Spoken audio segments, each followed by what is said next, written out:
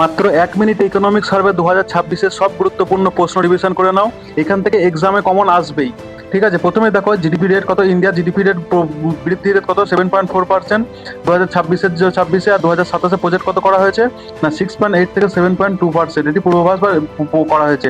আচ্ছা, physical deficit বা রাজকোষে ঘাটতি কত 4.4% অফ জিডিপি। ঠিক আছে, আর আমাদের সিপিআই ইনফ্লেশন কত হয়েছে না 1.7% হচ্ছে আমাদের ইনফ্লেশন হয়েছে, সেটা খুবই কম। ঠিক আছে, জেনারেলি 4 থেকে 5% পর্যন্ত থাকে। ঠিক আছে, আর সব থেকে বৃদ্ধি কোন খাতে হয়েছে না কোন সেক্টরে হয়েছে না হাইয়েস্ট সব থেকে হয়েছে আমাদের হয়েছে 9.1%, সেটি কোথায় হয়েছে না আমাদের সার্ভিস খাতে। ঠিক আছে, সার্ভিস সেক্টরগুলোতে। আর 6 ম্যানুফ্যাকচারিং খাতে কত হয়েছে না 6.2%, আর কৃষি খাতে কত হয়েছে 3.1%। ঠিক আছে।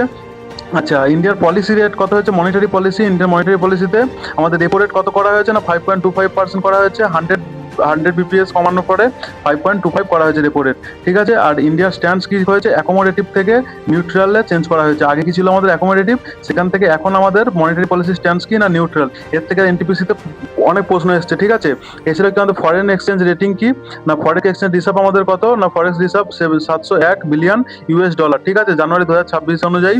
আর এর সব থেকে বড় খবর কি না এসএনপি যে ক্রেডিট এজেন্সি আছে সেইটা ভারতের কি ক্রেডিট রেটিং দিয়েছে কত না বিবিবি, এতে আপগ্রেড করেছে কত বছর পর 20 বছর পরে এটি আপগ্রেড করেছে। ঠিক আছে, আর ইকোনমিক সার্ভের মেজর থিম কি না প্রথমে ছিল স্বদেশী, তারপরে আমাদের কি হয়েছে স্ট্র্যাটেজিক রেজিলিয়েন্স, আর এখন যেটা আমাদের থিম সেটা হচ্ছে কি না স্ট্র্যাটেজিক ইনডিসপেন্সিবিলিটি।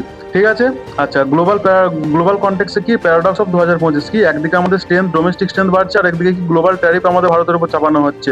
ঠিক আছে, এই সিচুয়েশনটাকে বলছে কি না প্যারাডক্স অফ 2025। ঠিক আছে, আর এর জন্য ভারত কি করেছে না ফিউচার মিশন কি তৈরি করেছে না দুটো বিষয়ে কাজ করছে। একটা হচ্ছে এনএমএম ম্যানুফ্যাকচারিং মিশন, এর গোল কি জিডিপি গ্রোথ রেট 25% করা 2035-এর মধ্যে।